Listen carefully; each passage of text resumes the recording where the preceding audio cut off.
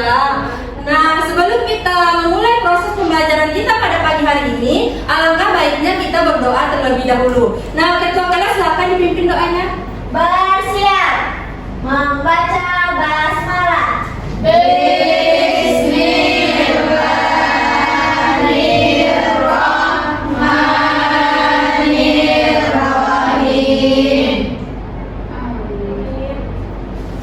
Nah, semoga dengan pembacaan doa tadi, semoga proses pembelajaran kita pada pagi hari ini berjalan dengan lancar dan semoga Ananda bisa dapat mengambil manfaat kita dalam pembelajaran hari ini.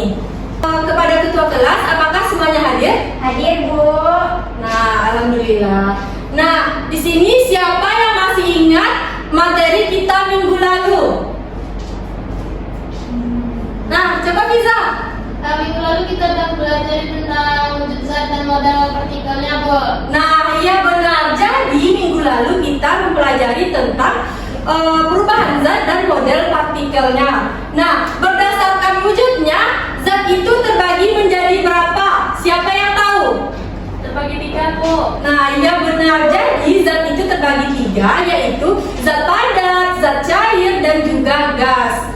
Nah, materi kita yang minggu lalu sangat berkaitan erat dengan materi yang akan kita pelajari pada hari ini, yaitu tentang perubahan wujud zat. Nah, yang mana tujuan pembelajaran kita pada hari ini yaitu yang pertama, Ananda mampu menganalisis proses perubahan wujud benda dan penyebabnya dengan benar. Yang kedua, Ananda mampu memberikan contoh proses perubahan wujud benda dalam kehidupan sehari-hari dengan tepat. Yang mana cakupan materi kita yaitu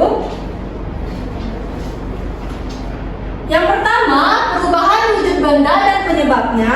Yang kedua, contoh proses perubahan wujud benda dalam kehidupan sehari-hari. Nah, sekarang coba Anda perhatikan gambar berikut ini. Di sini pada gambar pertama ada gambar es krim yang sudah mencair. Nah, sedangkan gambar yang kedua yaitu ada gambar coklat yang sudah dipanaskan dan lama-kelamaan coklat tersebut akan meleleh. Nah, menurut Anda semua, kenapa coklat dan es krim tersebut bisa meleleh ataupun mencair? Ada yang tahu? Nah, coba Asna. Karena adanya panas, Bu. Nah, iya. Jadi coklat maupun es krim tersebut dapat meleleh yaitu karena adanya panas. Es krim yang berada di ruangan yang terbuka akan mendapatkan kalor atau menerima kalor dari sinar matahari. Makanya es krim tersebut dapat mencair maupun meleleh. Begitu juga dengan coklat. Nah, coklat yang dipanaskan di api kompor akan mendapatkan atau menerima sumber panas atau energi kalor yaitu dari api kompor. Makanya coklat tersebut bisa mencair ataupun meleleh.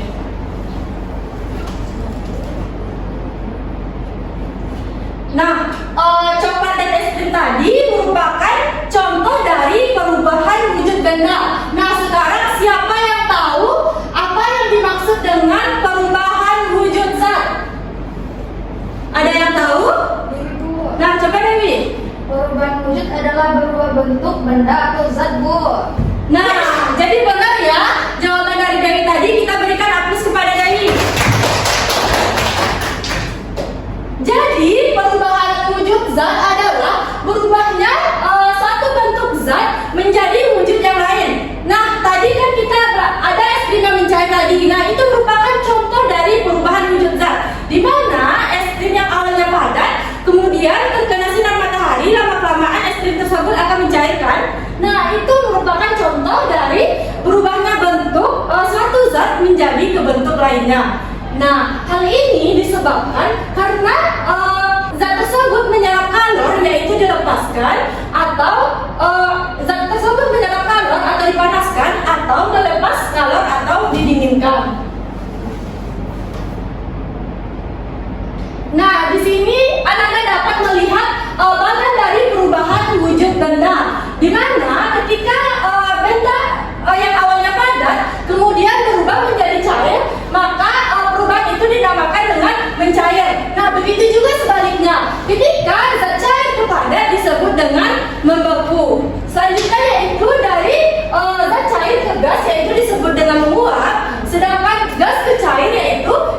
dengan mengembun. Nah, begitu juga dengan gas ke padat. Nah, disebut dengan mengkristal, sedangkan padat ke gas disebut dengan menyublim. Nah, di sini Anda bisa melihat pada panah yang berwarna merah dan berwarna biru kan? Nah, di mana yang berwarna merah ini panahnya yaitu menerima atau membutuhkan kalor, sedangkan panah yang berwarna biru menunjukkan bahwa satu zat tersebut melepaskan kalor. Nah, untuk lebih jelasnya mari kita bahas satu persatu.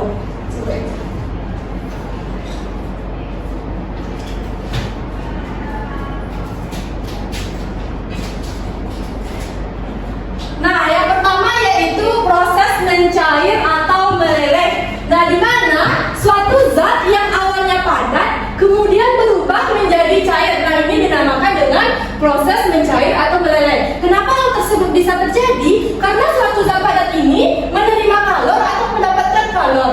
Nah, makanya ia dapat berubah menjadi zat cair. Nah, contohnya yaitu lilin yang dipanaskan. Nah, waktu lilin dipanaskan ini, lilin tersebut berubah kan menjadi cair? Ya.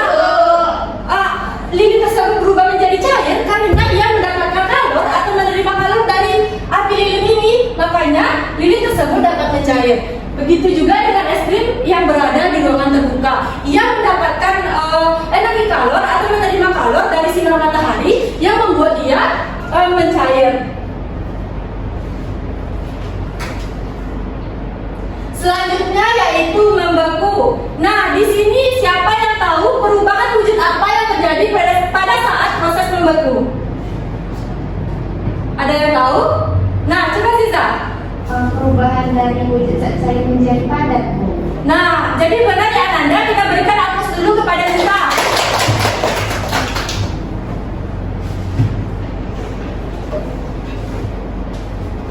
Jadi, perubahan suatu zat yang terjadi pada saat proses membeku yaitu zat cair menjadi padat. Nah, hal ini terjadi karena zat tersebut melepaskan kalor. Makanya bisa terjadi proses membeku. Nah, Ananda pernah kan membuat agar-agar puding di rumah? Pernah, Bu.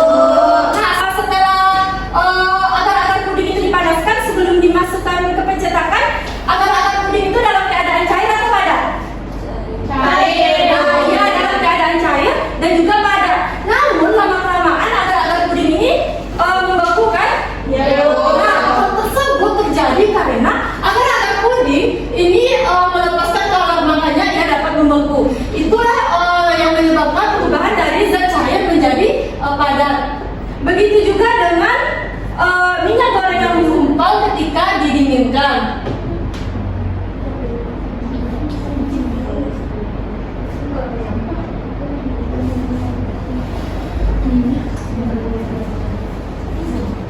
Selanjutnya yaitu proses menguap. Nah, ini yaitu perubahan suatu zat dari yang awalnya cair kemudian lama-kelamaan akan berubah menjadi gas. Nah, dapat kita contohkan yaitu bensin yang dibiarkan di ruangan yang terbuka.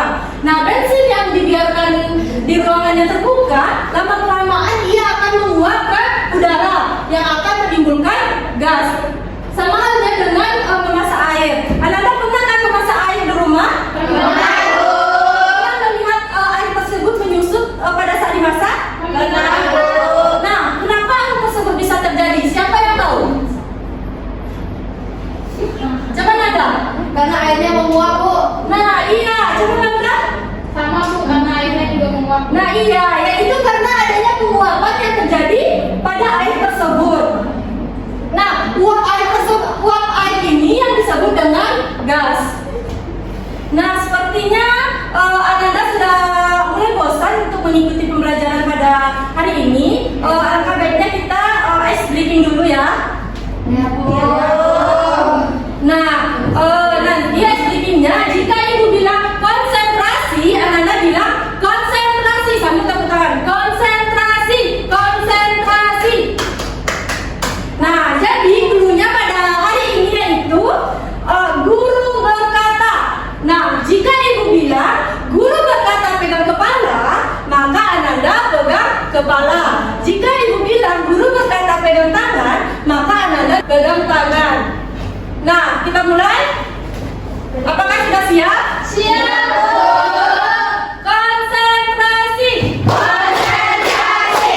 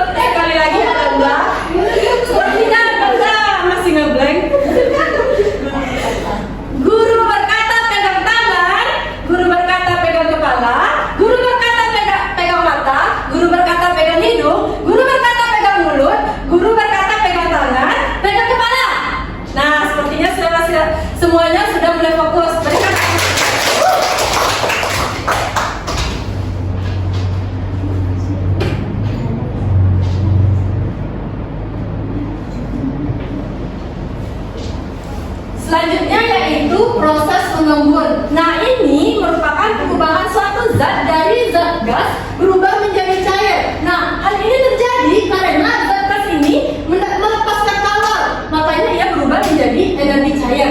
Contohnya, terbentuknya embun di pagi hari dan juga kaca mobil bagian dalam terbentuk embun saat hujan. Anda pernah kan melihat kaca mobil terbentuk embun pada saat hujan? Nah, hal ini terjadi karena adanya perbedaan suhu yang terjadi di dalam mobil tersebut dengan di luar mobil tersebut. Nah, di dalam mobil tersebut mungkin panas, nah di luar kan terjadi hujan. Nah, makanya terbentuk embun di kaca mobil tersebut.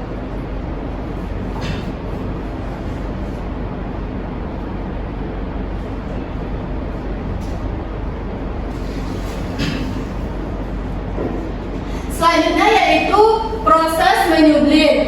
Nah, yaitu perubahan satu zat padat berubah menjadi gas. Nah, di mana zat padat ini menerima kalor, makanya dia bisa berubah menjadi gas. Nah, contohnya yaitu pengaruh lemari yang dibiarkan lama di ruangan terbuka, maka akan kelamaan maka pengaruh tersebut akan habis. Nah, dan juga kapur barus di toilet yang dibiarkan lama-lamaan juga akan habis.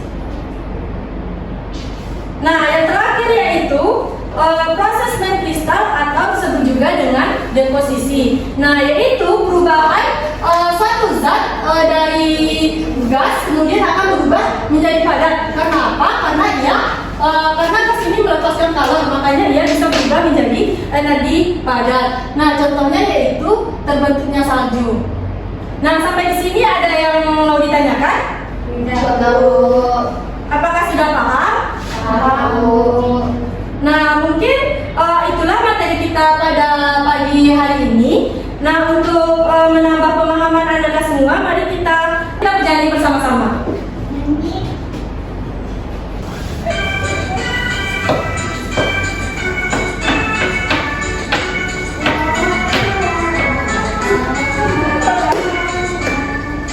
Ayo kawan-kawan belajar bersama, memahami tentang perubahan benda sambil bernyanyi bersama-sama. Ingatlah agar tidak sampai lupa. Sambil bernyanyi bersama-sama, ingatlah agar tidak sampai lupa. Jadi cair disebut mencair, cair jadi padat disebut membeku, cair jadi gas disebut menguap, gas jadi cair disebut mengembun, padat jadi gas disebut menyublim, gas jadi padat disebut mengkristal. Nah, tepuk tangan.